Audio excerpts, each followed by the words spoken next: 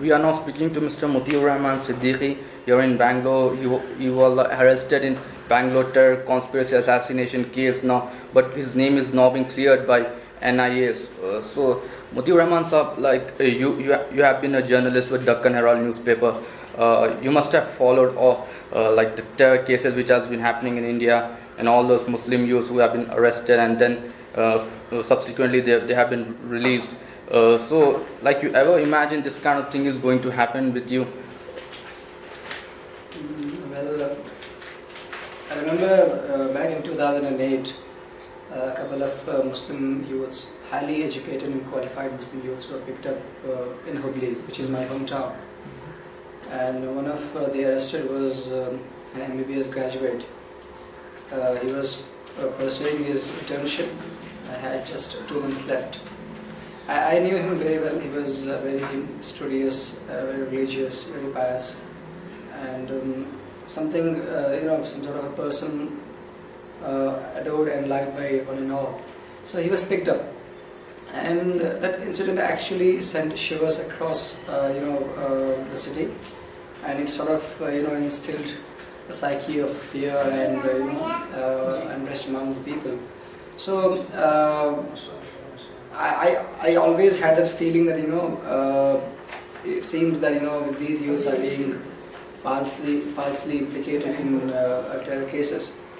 So I used to just sort of as a passing thought, I just used to think maybe I might be picked up someday and charged with some silly plot, and my name might be splashed in the media. But frankly speaking, I never realistically imagine that I'd be indeed arrested and charged with plotting to kill a person, a fellow journalist whom I didn't know in the first place. So that was I would say as is the narrative of terrorism in India. I think many Muslim youths feel that way, that if they are a bit religious, if they are professionally well qualified, and if they are trying to sort of strike a balance between their profession and their religion, and they are trying to create a niche for themselves. So they, I think, feel that they are sort of likely targets. They can be likely targets. I think they are susceptible sort of. So the media reporting which followed after your arrest, if you go back in that month, Times of India carried a report that described the mastermind, declaring you the mastermind of the plot even before police gave their version. So you have been a journalist, you are still a journalist. So what do you think this kind of insensitive and irresponsible reporting in the media, how they affect this case in terror cases? Being a media professional and being this person who had been, who had closely seen how a newsroom functions and who knows the compulsions of, a news business, I certainly expected that, the media would, go gaga or, arrests. Because on the 30th of August 2012, when I saw that remand notice which the police were preparing to be produced before the court, the remand notice said that we were members of Lashkar-e-Taiba and Harkatul Jihad Islami. So when I read that remand notice, I actually asked one of the police officers. I said, "When are you going to brief the media?" He said, "We haven't briefed the media, but we are going to do it soon." But the fact was, the Director General of Police and the Commissioner of Police, they had conducted a press conference before we were produced before the court. So I certainly expected that the media would sort of resort to character assassination, and they would simply try to sensationalize this whole issue. But I would like to mention one thing here very clearly, and that is the media coverage of this entire incident was simply out of proportion. It was completely overblown, and some of the stories, some of some of the stories and some of the articles were painfully insensitive. For example, one of the TV channels broke the story that my father was alive and he was in Pakistan, and he was the one who used to provide me training, and he was the one who used to provide me funding from there. But the fact was, my father died of a heart attack in 2006. I even have his death certificate. Can you just imagine how the media swallowed the police bullshit? The media, I would say, completely forgot what is called the ABC of journalism. That is accuracy, brevity and clarity. So the media forgot the A in that ABC of journalism.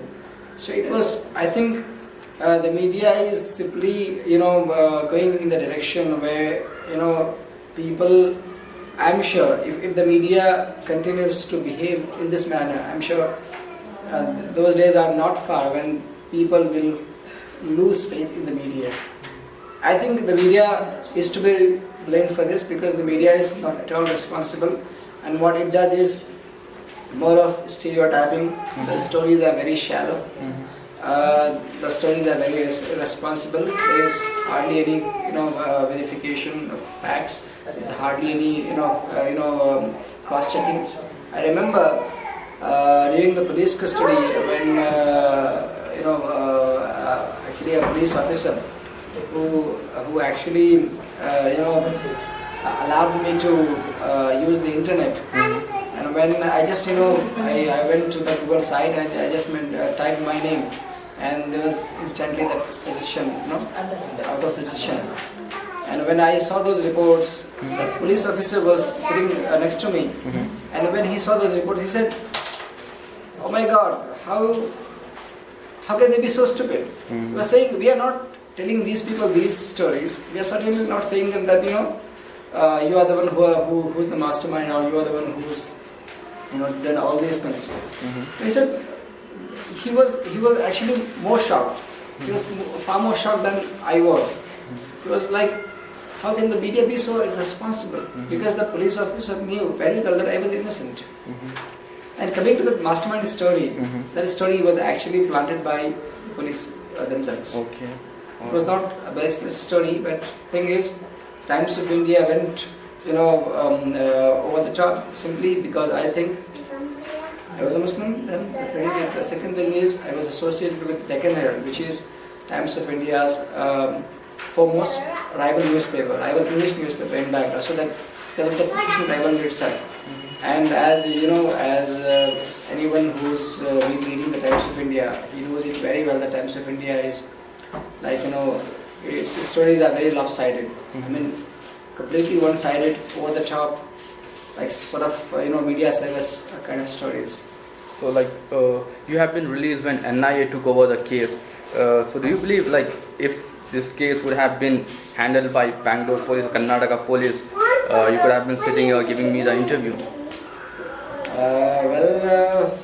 I really don't know what actually happened behind the closed doors. What actually happened between the Central Crime Branch of Bangalore Police and the National Investigation Agency. But I'm happy that the NIA stood in. It actually cleared my name so that way. But I cannot say if the CCB had been in picture, I don't know what would have happened. But I'm just happy that I'm out. So you are not the only person arrested in this case. There are 11 other youths there, 12 other youths in the jail. So like you have been released in the same case which they have been arrested. So do you think they are also in a way innocent in this case? What do you think that the others, the other 5 guys in those jails were your roommates? Okay.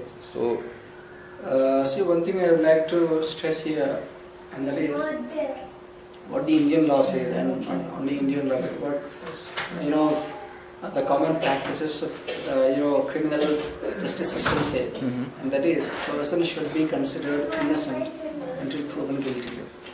So I would say I would hold them innocent until they are proven guilty by a court of law. So in my view, they are innocent because no court of law has pronounced them guilty. So that way, if any court of law pronounces them guilty, then there's different matter. But as things stand, and as practices of criminal justice system say, they should be considered innocent. So in my view, they are innocent because no court of law has held them guilty. Okay. So when you were arrested, like did Muslim community stood behind you, supported you, or which other organizations that supported you? Well, as you are very well aware that the Association for Protection of Civil Rights, which is a nationwide organization working towards working towards the restoration of human rights. So this organization stood by me from day one. It took the case. It took the initiative in fighting the legal battle. It had the council, and it extended all the help it could to me and to my co-accused. So APCR, I would say, it stood out because of its sheer dedication and the way it carried out the entire thing.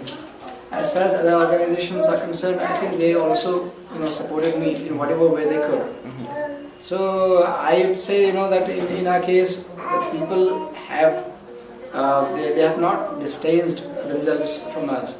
They have actually supported us, and even after my release, I have not found even a single person who said, "Okay, we don't think you are innocent."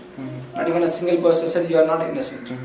So everybody said, "Okay, you are innocent, and we think that others who are still languishing in jail, they are also innocent. We are praying that they also come out clean." So we have seen in the case of Mr. Ejaz Ahmed Mirza, who has been recently released on bail, the same case, he lost his job in DRDO and all. You have plans still with work with Deccan Herald. You doesn't face any problem there in your newspaper? Well, I would say that Deccan Herald it has really supported me after my release. If you see the stories they ran after my release, and in fact when I just stepped out of the prison gate, I saw about 8 of my colleagues. So that actually matters a lot, because if you know how journalists actually work, and that too reporters. Reporters actually don't have time. But I'm told my colleagues were waiting outside the jail for me to receive me. They are the people who are on the beat, who are in the field. So they actually devoted their time. So actually that speaks that they had the permission and the approval of Deccan Herald management. And as far as the management is concerned, it also supported me wholeheartedly after my release, and they have reinstated me. In fact, they hadn't terminated me at all. I was just put on suspension, and that suspension has been removed. So I'm still an employee of Deccan Herald, and I'm planning to join the paper very soon. So you have suffered this police concocted terror case. So in the future, are you planning to do reporting on these things to expose what people buy police versions, or do you want to do a good journalism in this field? Well, as far as my plans in the future are concerned, I'm really not certain about them. I mean, what I'm going to do, in the next few months. But certainly, I would like to ensure that what the police say shouldn't be considered as gospel truth. Because if you see, journalists in the West have found a way out of this whole thing, that when they are reporting about the police version, they present it exactly the way it is. That is, it's just a version. It's what the police claim. It's not absolute truth. It's not gospel truth. So I would certainly like to to ensure that when I am a journalist, and when I am reporting not just on terror cases, and when I'm writing not just on terror cases, but anything for that matter. So I would certainly like to be very objective, very balanced, and very unbiased, because I think that's very important. Because as I said earlier, people are losing faith in the media, and if the media continues to behave the manner in the manner it is behaving right now, I'm afraid that people will lose faith. They will no longer rely on the media. They will no longer trust the media. Thank you for speaking to me. Thank you very much.